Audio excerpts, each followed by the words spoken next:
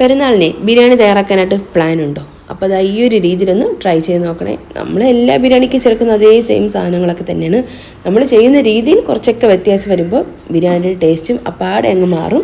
അപ്പോൾ അങ്ങനെ വ്യത്യാസങ്ങളൊക്കെ വരുത്തി നമ്മൾ ചെയ്യുന്ന ഓരോ ബിരിയാണി റെസിപ്പിയാണ് ഞാൻ സാധാരണ പോസ്റ്റ് ചെയ്യാറുള്ളത്. സാധാരണ നമ്മൾ എല്ലാ ബിരിയാണിയും ചേർക്കുന്ന സെയിം സാധനം തന്നെയാണ്.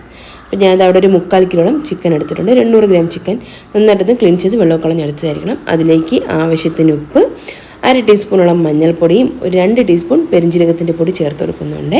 പിന്നെ ഇതാ 1 ടീസ്പൂണോളം കാശ്മീരി ചില്ലി പൗഡർ, നല്ല എരിവുള്ള മുളക് പൊടിയാണെങ്കിൽ 1/2 ടീസ്പൂണൊക്കെ ചേർത്താൽ മതിയാക്കും.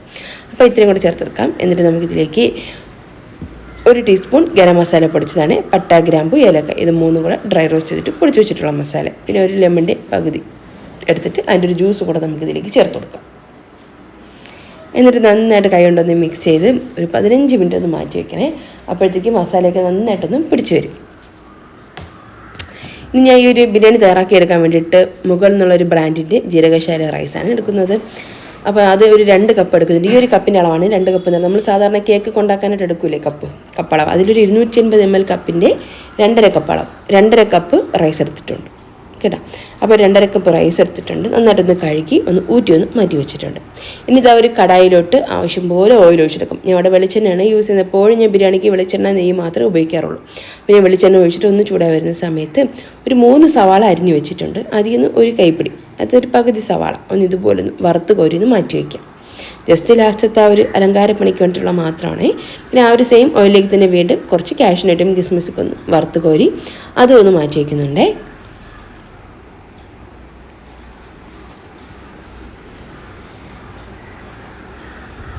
പിന്നെ ഇതാ ഒരു ഓയിലിലേക്ക് നമുക്ക് മാരിനേറ്റ് ചെയ്ത് വെച്ചിട്ടുള്ള ഒരു ചിക്കൻ ഒന്ന് വെച്ചിട്ട് 2 സൈഡും നന്നായിട്ടൊന്ന് ഫ്രൈ ആക്കിയിട്ട് എടുക്കാം. നമ്മൾ ഷാലോ ഫ്രൈയിൽ ഒന്ന് നന്നായിട്ടൊന്ന് ഫ്രൈ ചെയ്തിട്ട് തന്നെ എടുക്കാം. അപ്പോൾ അതൊന്ന് റെഡിയായിട്ട് വരട്ടെ.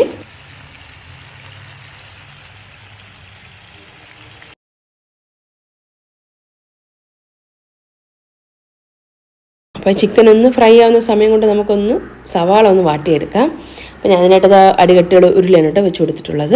അപ്പോൾ ദമ്മിട്ടെടുക്കാനൊക്കെ പാകത്തിന് വേണ്ടിയിട്ടാണ് ഈ ഒരു ഉരുളി ഞാൻ വെച്ച് കൊടുത്തത്. അതിലേക്ക് ഒന്ന് ചൂടായി വരുന്ന സമയത്ത് 1-2 ടീസ്പൂൺ വെളിച്ചെണ്ണ, കുറച്ച് മതി കേട്ടോ. നമ്മൾ ആ ഒരു ചിക്കൻ ഫ്രൈ ചെയ്യുന്ന ഓയിലും കൊണ്ട് നമുക്കിതിൽ ചേർക്കാനുള്ളതാണ്. അപ്പം അത് റെഡിയാവുന്ന സമയം കൊണ്ട് ഈ സവാള ഒന്ന് വഴണ്ട് കിട്ടുമല്ലോ എന്നുള്ള ഉദ്ദേശത്തിലാണ് ഇപ്പോൾ നേരത്തെ ചെയ്യുന്നത് തന്നെ. അപ്പോൾ ഇതിലേക്ക് ഒരു 1/4 ടീസ്പൂണോളം ഉപ്പും കൂടെ ചേർത്ത് കൊടുക്കുന്നുണ്ട്. ഈ ഒരു സവാളയ്ക്ക് വേണ്ടിയിട്ട് മാത്രം കുറച്ച് ഉപ്പും കൂടെ ചേർത്തിട്ട് ഒന്ന് വഴിച്ചെടുക്കുന്നുണ്ട്. ചിക്കൻ ഒന്ന് ഏകദേശം നായി വരുന്ന സമയത്ത് ഇതിൽ നിന്ന് കുറച്ച് ഓയിൽ നമുക്ക് ആ ഒരു സവാളയിലേക്ക് ചേർത്ത് കൊടുക്കാം. അപ്പോൾ അതാ ഒരു സൈഡ് നായി വന്നിട്ടുണ്ട്. അപ്പോൾ അടുത്ത സൈഡ് നമുക്ക് തിരിച്ചതുപോലെ ഒന്ന് വെച്ച് കൊടുക്കാം. 2 സൈഡും ഒരുപോലെ ഒന്ന് ഫ്രൈ ആക്കിയിട്ടെടുക്കാം. അപ്പോൾ ചിക്കൻ ഒന്ന് ഏകദേശം നായി വന്നപ്പോഴേ ഞാൻ അതിലേക്ക് കുറച്ച് ഓയിൽ ഒഴിച്ചിട്ട് ഒന്നും കൂടെ സവാള നന്നായിട്ടൊന്ന് വഴിച്ചെടുത്തിട്ടുണ്ട്. ഇത് ഈ ഒരു പാകം എത്തണം. സവാളയൊക്കെ ഈ ഒരു പാകം എത്തിയതിന് ശേഷം നമുക്ക് ഫ്രൈ ചെയ്ത് വെച്ചിട്ടുള്ള ഒരു ചിക്കൻ ആ ഒരു ഓയിലോട് കൂടി തന്നെ നമുക്ക് ഇതിലേക്ക് ചേർത്തെടുക്കാം. ഒരുപാട് ഓയിലാണെങ്കിൽ അത്രയും ചേർക്കേണ്ട, കുറച്ചൊന്ന് മാറ്റിയിട്ട് കുറച്ച് ഓയിലും കുറച്ച് ആ ഒരു ചിക്കൻ ഫുള്ളായിട്ട് നമുക്ക് ഇതിലേക്ക് ചേർത്ത് കൊടുക്കാം. ഇനിയാണ് കേട്ടോ നമ്മളിതിലേക്ക് ഇഞ്ചി, വെളുത്തുള്ളി, ചെറിയുള്ളി, പച്ചമുളക്, അതായത് ഒരു 10-12ഓളം ചെറിയുള്ളിയും 2 വെളുത്തുള്ളി ഫുള്ളായിട്ട് എടുക്കുന്നുണ്ട്. 4-5 പച്ചമുളക്, പിന്നെ 2 കഷ്ണം ഇഞ്ചി, ഇത്രയും കൂടെ ഒന്ന് ചതച്ചെടുത്താനായിട്ടോ ആ ഒരു കൂട്ടും കൂടെ ചേർത്തിട്ട് നന്നായിട്ട് എല്ലാം കൂടി ഒന്ന് ഇളക്കി യോജിപ്പിക്കാം. അപ്പോൾ ആ ഒരു ഇഞ്ചി പച്ചമുളകിൻ്റെയൊക്കെ ഒരു ഫ്ലേവർ ഉണ്ടല്ലോ, അങ്ങനെയും തന്നെ നെക്കിക്കടി ഈ ഒരു ടൈമിൽ നമ്മൾ ചേർത്ത് കൊടുത്തു കഴിഞ്ഞ് എന്നിട്ട് അടച്ച് വെച്ചിട്ട് ഇത് നമുക്കൊന്ന് കുക്ക് ചെയ്തിട്ടെടുക്കാം. ഒന്ന് കരിഞ്ഞു പോകാതെ ഇടയ്ക്കിടയ്ക്കൊന്ന് അടപ്പ് മാറ്റിയിട്ടൊന്ന് ഇളക്കി കൊടുക്കണേ. ചിലപ്പോൾ ഇങ്ങനെ അടിക്കൊക്കെ പിടിക്കാനുള്ള ചാൻസ് ഉണ്ട്. നമ്മൾ ഇടയ്ക്കൊന്ന് അടപ്പൊന്ന് മാറ്റിയിട്ടൊന്ന് അടി താഴ്ത്തിട്ട് നന്നായിട്ടൊന്ന് ഇളക്കി കൊടുക്കും. വീണ്ടും നമുക്ക് അടച്ചൊന്ന് വയ്ക്കാം. ഒരു മീഡിയം ടു ലോ ഫ്ലെയിമിൽ വെച്ചിട്ട് കുക്ക് ചെയ്തെടുത്താൽ മതിയാകും. പിന്നെ ചിക്കൻ ഓൾറെഡി വെന്തതാണ്, ഒരു ചിക്കൻ്റെ ഫ്ലേവർ ഇറങ്ങാൻ വേണ്ടി മാത്രമാണ് കേട്ടോ ആ ഒരു മസാല തയ്യാറാക്കി എടുക്കുന്നത്. പിന്നെ ഇതാ വേറൊരു പാനിലോട്ട് 2 ടീസ്പൂൺ നെയ്യ് എടുക്കുന്നുണ്ട്. അതുപോലെ തന്നെ ഒരു 1-2 ടീസ്പൂണോളം വെളിച്ചെണ്ണയും കൂടെ ഞാൻ ചേർത്ത് കൊടുക്കുന്നുണ്ട്. പിന്നെ ഒരു 3-4 ഏലക്കയും, ഒരു കഷ്ണം പട്ടയും, പിന്നെ അതുപോലെ തന്നെ ഒരു 3-4 ഗ്രാമ്പും, പിന്നെ 1/2 ടീസ്പൂണോളം സാജീരകം ചേർക്കുന്ന സമയത്ത് റൈസിന് നല്ലൊരു ഫ്ലേവർ ടേസ്റ്റും ഒന്നും കൂടെ നല്ലതായിരിക്കും. പിന്നെ ഇതാ 1 ടീസ്പൂണോളം ഇഞ്ചി, വെളുത്തുള്ളി, പച്ചമുളക് നമ്മൾ നേരത്തെ ചിക്കനിലേക്ക് ചേർത്തില്ല, അത് ഞാൻ കുറച്ച് മാറ്റി വെച്ചിട്ടുണ്ടായിരുന്നു, അത് ഇതിലേക്ക് ചേർത്ത് കൊടുക്കുന്നുണ്ട്. എന്നിട്ട് നമുക്ക് ഇതാ കഴുകി ഊറ്റി വെച്ചിട്ടുള്ള റൈസ് ഇതിലേക്ക് ചേർത്തിടാം. ഞാൻ അങ്ങനെ കുതിർത്തൊന്നും എടുത്തിട്ടില്ല കേട്ടോ, റൈസ് കഴുകി അങ്ങനെ തന്നെ വെള്ളം ഊറ്റി വെക്കുകയാണ് ചെയ്തത്. എന്നിട്ട് നമുക്ക് ആ ഒരു ചോറിലേക്ക് ആവശ്യത്തിനുള്ള ഉപ്പും കൂടെ ചേർത്ത് കൊടുത്തിട്ട് നന്നായിട്ടൊന്ന് വഴറ്റിയെടുക്കാം. ഒന്ന് വറുത്തെടുക്കണം കേട്ടോ. ഒരു അരി ഒന്ന് പൊടിപൊടയെന്ന് ഇങ്ങനെ പൊട്ടുന്ന സൗണ്ട് വരെ ഒന്ന് വറുത്തുകൊണ്ടേ ഇരിക്കണം. ഹൈ ഫ്ലെയിമിൽ വെച്ചിന് വറുത്താൽ മതി. ഒരു 5 മിനിറ്റൊക്കെ വറുക്കണം. ഇനി നമുക്കിതിലേക്ക് നല്ലോണം തിളച്ച വെള്ളം ചേർത്തെടുക്കാം. ഞാൻ ഇപ്പം പറഞ്ഞില്ലേ, നമ്മൾ ഏത് പാത്രത്തിനാണോ അരി അളക്കുന്നത് അതിൻ്റെ ഇരട്ടി വെള്ളമാണ് ഞാൻ ചേർത്ത് കൊടുക്കുന്നത് സാധാരണ. ഓൾറെഡി നമ്മൾ അരി വറുത്തത് കൊണ്ട് തന്നെ 2 കപ്പ് ഫുള്ളായിട്ട് വേണം. ചില സമയങ്ങളിൽ എനിക്ക് 2.25 അര കപ്പ് എക്സ്ട്രാ വീണ്ടും ചേർക്കേണ്ടതായിട്ട് വരും കേട്ടോ. അപ്പം ഓരോരുത്തർ വാങ്ങിക്കുന്ന അരിക്കനുസരിച്ചിട്ട് വേണം നമ്മൾ വെള്ളം ചേർത്ത് കൊടുക്കാനായിട്ട്. എനിക്ക് ഈ ഒരു അരിക്ക് ഇത്രയും വെള്ളം വേണം. അതുമല്ല, ഞാൻ ഈ ഷോപ്പിൽ നിന്നൊക്കെ അരി വാങ്ങിക്കൊണ്ട് വന്നിട്ട് ഉടനെ അല്ല ഞാൻ സാധാരണ ബിരിയാണി തയ്യാറാക്കുന്നത്. ഞാൻ വീട്ടിൽ വാങ്ങിച്ച ഷെൽഫ് ലൈഫ് ഞാൻ അവിടെ വാങ്ങിക്കുന്ന റൈസിനൊക്കെ കുറച്ച് ഷെൽഫ് ലൈഫ് കൂടുതലായിരിക്കും. കാരണം ഞാൻ കൂടുതൽ ദിവസം ഇങ്ങനെ വാങ്ങിച്ച് സ്റ്റോക്ക് ചെയ്ത് വെച്ചിട്ടാണ് ഈ ഒരു ബിരിയാണി തയ്യാറാക്കുന്നതിന്. അതുകൊണ്ട് അത്യാവശ്യം ഉണങ്ങിയ അരിയായിരിക്കും. കുറച്ച് വെള്ളം കൂടുതൽ വേണ്ടിയും വരും ചില സമയങ്ങളിൽ. നിങ്ങൾ എടുക്കുന്ന സമയത്ത് ഒരു 2 കപ്പ് കറക്റ്റായിട്ട് അളന്നെടുത്താൽ മതി, വറുത്താണ് വെക്കുന്നതെങ്കിൽ. അപ്പോൾ ഞാൻ റൈസ് ഒന്ന് വെള്ളമൊക്കെ വെച്ചൊന്ന് സെറ്റാക്കി ഒന്ന് അടച്ചൊന്ന് വെച്ചിട്ടുണ്ട്. ഒരു 10 മിനിറ്റ് കൊണ്ട് റൈസ് ഒന്ന് റെഡിയായി വരും. അതിനിടയ്ക്ക് ഞാൻ ഒരു മസാലയുടെ ഒരു അടപ്പൊന്ന് മാറ്റിയിട്ട് ചിക്കനൊന്ന് ഇളക്കി കൊടുക്കുന്നുണ്ട് കേട്ടോ. എന്നിട്ട് ഇതിലേക്ക് ഒരു തക്കാളി ചേർത്ത് കൊടുക്കാം. പിന്നെ കുറച്ച് മല്ലിയില അരിഞ്ഞ് കൂടെ ചേർത്തെടുക്കാം. പുതിനയില കയ്യിലുണ്ടെങ്കിൽ അതും ചേർത്തെടുക്കാം. പിന്നെ 1 ടീസ്പൂണോളം കുരുമുളക് പൊടിയാണ് ചേർത്ത് കൊടുക്കുന്നത്. പിന്നെ അതുപോലെ തന്നെ ഒരു 1/2 ടീസ്പൂണോളം ഗരം മസാല പൊടിച്ചതും കൂടെ ചേർത്തെടുക്കും. നമ്മൾ നേരത്തെ 1 ടീസ്പൂൺ ചേർത്ത് കൊടുത്തു. അതുകൊണ്ട് ഈ ഒരു ടൈമിൽ 1/2 ടീസ്പൂൺ ചേർത്താൽ മതി കേട്ടോ, ചെറിയൊരു ഫ്ലേവറിനൊക്കെ വേണ്ടിയിട്ടാണേ.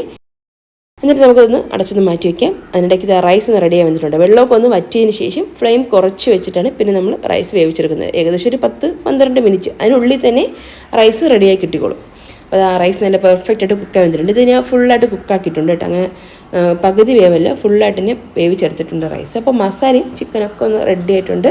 അതുപോലെ നമ്മുടെ റൈസും ഇവിടെ സെറ്റാണ്. അപ്പോൾ ഞാൻ അതൊന്ന് ദമ്മിട്ടെടുക്കാം. അപ്പം ലാസ്റ്റ് ലെയർ നമ്മൾ ആ ഒരു മസാല വെച്ചിട്ടുണ്ട്. പിന്നെ അതിൻ്റെ മുകളിലായിട്ട് നമുക്ക് ഒരു റൈസ് ഇങ്ങനെ വെച്ച് കൊടുക്കാം. മൊത്തത്തിൽ ഞാൻ വെക്കുന്നുണ്ട്. പിന്നെ 1-2 ടീസ്പൂൺ നെയ്യും കൂടെ ചേർത്ത് കൊടുക്കുന്നു. എന്നിട്ട് നമ്മൾ നേരത്തെ വറുത്ത് വെച്ചിട്ടുള്ള ആ ഒരു കാഷ്യൂനട്ടും കിസ്മിസും ആ ഒരു ഉള്ളി പൊരിച്ചതും കൂടെ ഇതിലേക്ക് ചേർത്ത് കൊടുക്കാം. പിന്നെ 1-2 രമ്പ് ഇല ചേർത്തെടുക്കുന്നുണ്ട്. ഒരു ബിരിയാണി ഇലാണ് കേട്ടോ. അത് ഒന്ന് നല്ല ഫ്ലേവർ ആയിരിക്കും റൈസിന്. കുറച്ച് മല്ലിയിലേക്ക് ചേർത്തിട്ട് അടച്ച് വെച്ച് മുകളിലൊരു വെയിറ്റും കൂടെ വെച്ചിട്ട് ഒരു 10-15 മിനിറ്റ് അത്രയും മതി. ഓൾറെഡി എല്ലാം കുക്കായിട്ടുള്ള സംഭവമാണല്ലോ. അതുകൊണ്ട് തന്നെ 10-15 മിനിറ്റ് ഒന്ന് ദമ്മിട്ടെടുക്കുന്നുണ്ട്. അതിനുശേഷം നമുക്ക് ഫ്ലെയിം ഓഫ് ചെയ്ത് 1/2 മണിക്കൂർ അങ്ങനെ അങ്ങ് മാറ്റി വയ്ക്കാം. അപ്പോൾ ആ ഒരു റൈസിൽ നന്നായിട്ട് ആ ഒരു ഫ്ലേവർക്കൊന്ന് ഇറങ്ങി കിട്ടും. അതിനുശേഷം അടപ്പൊന്ന് മാറ്റിയിട്ടൊന്ന് നന്നായിട്ടൊന്ന് ഇളക്കിയൊന്ന് യോജിപ്പിച്ചെടുക്കാം. അപ്പോൾ അത് വളരെ ടേസ്റ്റി ആയിട്ടുള്ള നല്ല ഫ്ലേവർഫുൾ ആയിട്ടുള്ള ചിക്കൻ ബിരിയാണി ഇവിടെ റെഡി ആയിട്ടുണ്ട്. അപ്പോൾ എന്തായിരുന്നാലും പെരുന്നാളിന് ബിരിയാണിയൊക്കെ ചെയ്യണം എന്ന് പ്ലാൻ ഉണ്ടെങ്കിൽ ഈ ഒരു രീതിയിൽ ട്രൈ ചെയ്ത് നോക്കിയിട്ടില്ലെങ്കിൽ ഒരു പ്രാവശ്യം ഒന്ന് ഉണ്ടാക്കി നോക്കൂ, തീർച്ചയായിട്ടും ഇഷ്ടപ്പെടും. അടിപൊളി ടേസ്റ്റാണ് കേട്ടോ. അപ്പോൾ അതാ ബിരിയാണി ദമ്മ് പൊട്ടിച്ചപ്പം തന്നെ മണം അടിച്ചിട്ട് ഒരാൾ എത്തിയിട്ടുണ്ട്. ഈ ഒരു ബിരിയാണി റെസിപ്പിയും വീഡിയോയൊക്കെ നിങ്ങൾക്ക് ഇഷ്ടമായിട്ടുണ്ടെങ്കിൽ മറക്കാതെ ഒരു ലൈക്കും ഷെയറും കമൻറ്റൊക്കെ ഒന്ന് ചെയ്ത് സപ്പോർട്ട് ചെയ്യണേ. അപ്പോൾ വീഡിയോ കാണുന്നവരുണ്ടെങ്കിൽ ഒരു ലൈക്ക് മറക്കാതെ ചെയ്തേക്കണം കേട്ടോ, ചിലപ്പോൾ മറന്നുപോയാലോ. അപ്പോൾ എന്തായിരുന്നാലും ഈ ഒരു വീഡിയോ കണ്ട എല്ലാ കൂട്ടുകാർക്കും താങ്ക്സ്. അഡ്വാൻസ് ഈദ് മുബാറക്ക്.